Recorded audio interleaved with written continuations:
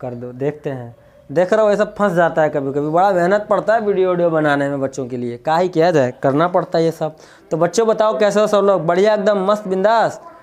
देखो आज क्या करें, बाल वाल भी कुछ हमारा सही वही है नहीं, पता नहीं, हमेशा तो हीरो टाइप लगते हैं, आज लग रहे हैं कि नहीं, कोई बात नहीं, चलो चलता है ये सब, और बताते रहना। वैसे देखो बच्चों, दुनिया में पढ़ाई लिखाई तो है ही, ज्ञान की बात भी बहुत ज़रूरी है। अपने सराउंडिंग्स के बारे में नॉलेज रखना उतना ही इम्पोर्टेंट है जितना ये पढ़ाई इम्पोर्टेंट है। तो पढ़ो, सीख, ठीक है, लेकिन आजू बाजू की भी नॉलेज से थोड़ा सा अवगत रहो। ये बड़ी काम की चीज़ें हैं, कहाँ क्या हो रहा है, कहाँ क्या नहीं हो रहा है, कौन कौन सी चीज़ें हैं जो दुनिया भर में घटित हो रही हैं। तो अपने आप को अप टू डेट रखो, पढ़ाई के साथ साथ दुनियादारी देखते रहो, सब कुछ बड़ा ज़रूरी है, बड़ा ज़रूरत की चीज़ें हैं ये, और ये हमारे आम जनजीवन को भी काफ़ी प्रभावित करती हैं। ठीक है, तो अगर आपको ओवरऑल नॉलेज चाहिए तो पढ़ाई तो इम्पॉर्टेंट है ही, पढ़ाई के साथ साथ आपको इधर उधर की knowledge, such as political news हो गया, या साइंस से रिलेटेड, टेक्नोलॉजी से रिलेटेड न्यूज़ हो गए, यानी कुछ चीज़ ऐसी जानकारियाँ जो काफ़ी इम्पॉर्टेंट रखती हैं आपके जीवन में, और रखनी चाहिए। ठीक है, तो चलो कोई बात नहीं, आज हम सीखते हैं। केवल एक सवाल बताएंगे आज हम आपको कि सेट 6 में एक चीज़ 2020 में सेट नंबर लिखा है 346 XX, HM पब्लिकेशन का है ये। HM का है ना भाई? अरे कौन सा HM का है ना? हाँ, तो HM का है ये। क्वेश्चन नंबर 8, उसमें एक सवाल पूछा गया था कि कुछ ऐसे 3 लेंस दिए गए हैं, convex, concave and again convex. ठीक है, और ये तीनों लेंस की फोकल लेंथ देखो दी गई है।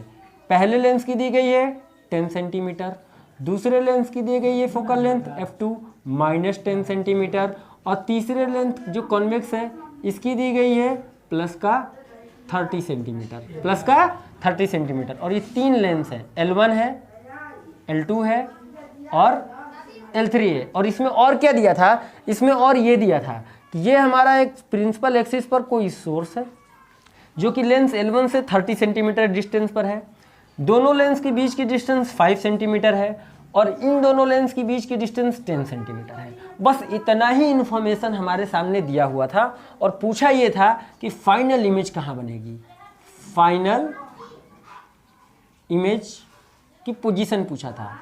ठीक है, तो हम इसको ऐसे लिख लेते हैं, पोजीशन ऑफ फाइनल इमेज, यानी अंतिम प्रतिबिंब कहाँ बनेगा भाई, या कहाँ बनेगी, कहाँ बनेगी, कहाँ बनेगा, अरे कहाँ बनेगी, कहाँ बनेगा, क्या पता नहीं कुछ भी, मतलब final position of final image हम लोगों से पूछा गया। अब देखो भाई, हम करते क्या हैं, हमने कहा कि फिलहाल जब फर्स्ट लेंस के लिए सॉल्यूशन करो तो इन दोनों लेंसेज को भूल जाया करो, और जब इसके लिए सॉल्यूशन करो तो इन दोनों को भूल जाया करो, और जब इसके लिए करना तो इन दोनों को भूल जाना। मतलब एक एक लेंस के लिए आपको सॉल्यूशन करना होता है। तो सबसे पहले हम स्टार्ट करते हैं लेंस L1 से। किससे?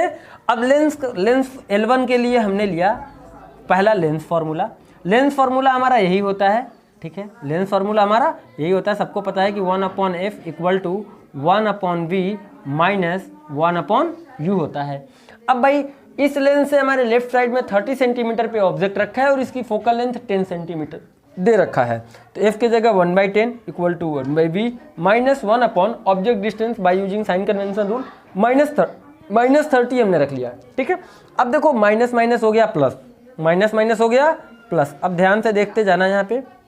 अब इन दोनों को अगर हम सिंप्लीफाई करते हैं 1/v, तो ये यहाँ पे माइनस माइनस क्या हो गया प्लस, ये वाला 1/30 इस तरफ जाएगा तो 1/10 - 1/30 हो गया। अब इसको जनरल सॉल्यूशन आप करोगे इतने को तो आएगा 1/15, यानी v की वैल्यू आ गया 15 सेंटीमीटर।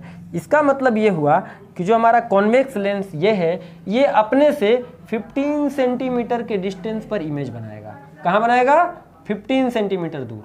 तो हमने कहा भाई बनाने दो, तो यहाँ से 15 सेंटीमीटर डिस्टेंस पे इमेज बनी, इस लेंस ने बनाई। देखो तो अब क्या हुआ, यहाँ से हमने 2 रे लिए, एक तो रे हमने प्रिंसिपल एक्सिस के अलोंग दौड़ा दिया और एक रे हमने किसी एंगल पे लिया जो कि ये जा रही है। अब ये रे और ये रे दोनों भाई आई ऐसे, ये ऑप्टिकल सेंटर से होती हुई इधर जा रही थी, इधर यहाँ तक आई, और ये यहाँ से इधर आई तो, लेकिन यहाँ फिर से लेंस था, तो लेंस के बाद हमने क्या किया कि डॉटेड बना दिया रे, और ये यहाँ पे इमेज बना, यानी इस लेंस ने हमारी इमेज यहाँ पे बनाई I1।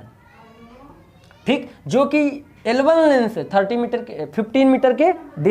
सेंटीमीटर के डिस्टेंस पे है। अब आगे कहानी में ये दिया था कि भाई इसके बगल में एक और लेंस रखा है जिसकी डिस्टेंस है 5 सेंटीमीटर ओनली। कितनी? 5 सेंटीमीटर। तो 5 सेंटीमीटर पे जब ये लेंस रखा था तो ये रे यहाँ से तो ऐसे सीधे जाएगा नहीं क्योंकि लेंस है।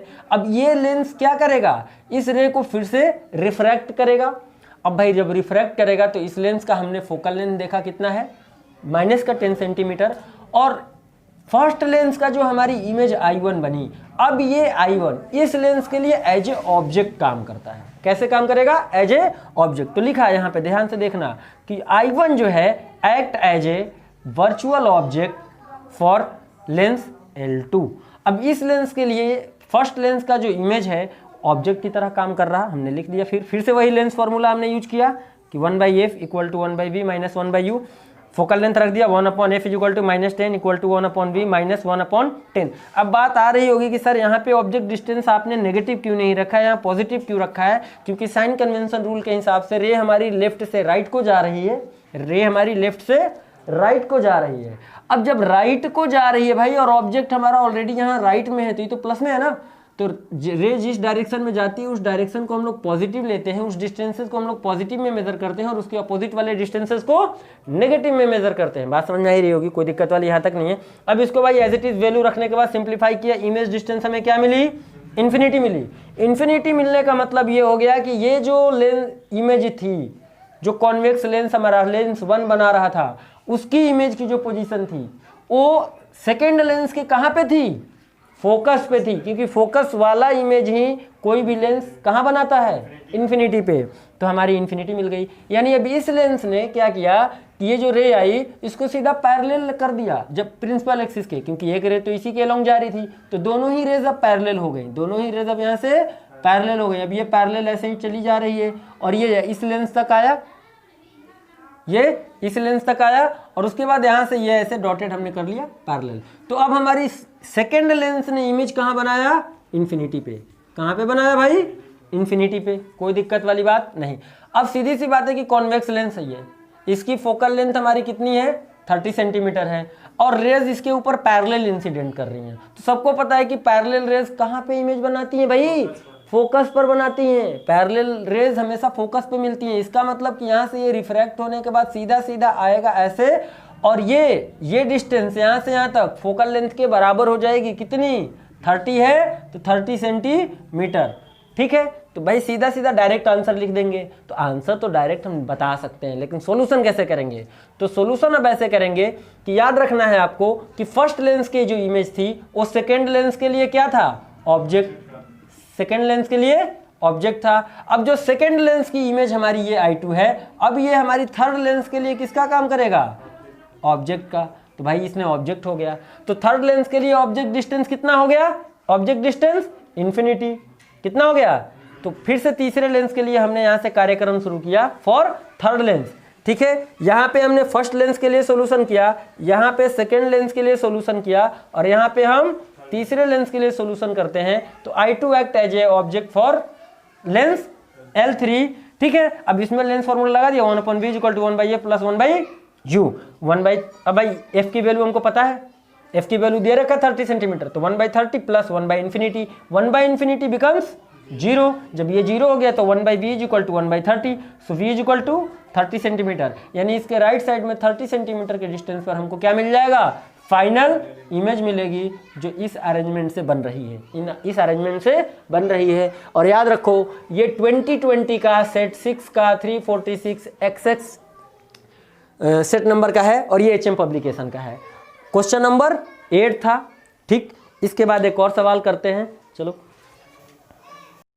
अब हमारे पास एक और सवाल था इसी सेट का, set 6 346 XX HM publication 2020 English medium. ये सब इंग्लिश मीडियम के हैं। क्वेश्चन 7 का और पार्ट में कुछ ऐसा फिगर बना हुआ है जिसमें दिया है कि यहाँ पे अल्टरनेटिंग वोल्टेज अप्लाइड है और ये L है, कॉइल है और एक बल्ब है। क्वेश्चन में ये पूछा गया है, क्वेश्चन में हमसे ये पूछा गया है कि how would brightness of the bulb change, number of turns in solenoid are reduced. पहला केस कि भाई ब्राइटनेस हमारे इस बल्ब का कैसे चेंज होगा जब number of turns of solenoid को रिड्यूस कर दें। तो बेटा आप ध्यान से देखना कि कॉइल से के लिए जो लॉ ऑफ फैराडे था, लॉ ऑफ फैराडे में E बराबर हम लोगों को क्या बताया जाता है, N d phi B upon d t. आप समझो कि अगर कॉइल के नंबर ऑफ टर्न को हम रिड्यूस करते हैं तो रिड्यूस करने का मतलब हो गया कि कॉइल का जो इंड है, ये वाला इंड, यहाँ का वोल्टेज हमारा जो है VL, ये रिड्यूस होगा, ये वैल्यू हमारी क्या होगी, रिड्यूस होगी। तो अगर ये वैल्यू रिड्यूस होगी और मान लेते हैं कि अल्टरनेटिंग वोल्टेज जो अप्लाइड है उसकी वैल्यू कितनी है, V है, तो कहीं ना कहीं अगर ये रिड्यूस हुआ, VL रिड्यूस हुआ, तो जो अगर बल्ब का रेजिस्टेंस हम R मान ले तो यहाँ का ये वाला वोल्टेज हमारा बढ़ेगा कि नहीं बढ़ेगा। जब ये वोल्टेज बढ़ेगा तो बल्ब की ब्राइटनेस कम होगी कि डिक्रीज करेगी कि इंक्रीज, इंक्रीज करेगी। यानी साफ साफ इस सवाल का जवाब हमको मिल गया कि number of turns in solenoid are reduced अगर हम करेंगे तो वोल्टेज ऑफ बल्ब जो है, वोल्टेज ऑफ बल्ब यानी voltage at the end of bulb increases. अगर ये इंक्रीज करेगा तो ऑब्वियस सी बात है कि उसकी ब्राइटनेस भी हमारी क्या होगी, इंक्रीज करेगी, ब्राइटनेस विल इंक्रीजेज। ठीक है, तो पहला सवाल का जवाब हमको मिल गया कि नहीं मिल गया। दूसरा पार्ट पूछा है कि an iron rod is placed inside the solenoid, कि अगर इसके अंदर एक आयरन रॉड अगर हम डाल देते हैं तो क्या हो जाता है। तो बेटा अगर आयरन रॉड डाल दिया जाए तो आपका क्या बढ़ेगा, आयरन रॉड डालने की वजह से जो मैग्नेटिक फ्लक्स है इस कॉइल का वो बढ़ जाएगा। क्या बढ़ जाएगा, फाई बी की वैल्यू बढ़ जाएगी। जब फाई बी की वैल्यू हमारी इंक्रीज हो रही है मतलब कि ईएमएफ हमारा बढ़ रहा है। सीधी सी बात है कि जब ये फाई बी अगर हमारा बढ़ा, फाई बी अगर हमारा इंक्रीज हुआ तो उसी से रिलेटेड ईएमएफ का फॉर्मूला लिंक कर रहा है। तो ईएमएफ भी तो इसके एंड का बढ़ गया, यानी इसका वोल्टेज बढ़ गया। जब इसका वोल्टेज बढ़ गया और यही भी इसके और इसके पास में डिस्ट्रीब्यूट हो रहा है तो इसका मतलब कि जब ये बढ़ा तो ये वाला थोड़ा सा क्या होगा, डिक्रीज करेगा। जब ये डिक्रीज करेगा तो अब आयरन रॉड के वजह से जो हमारी बल्ब की ब्राइटनेस है, यानी ब्राइटनेस है बल्ब की, वो हमारी क्या हो जाएगी, डिक्रीज करेगी। कोई दिक्कत वाली बात, कोई समस्या। तीसरा सवाल हमारे पास दिया है कि a capacitor of reactance XC is joined in series such that XL is equal to XC।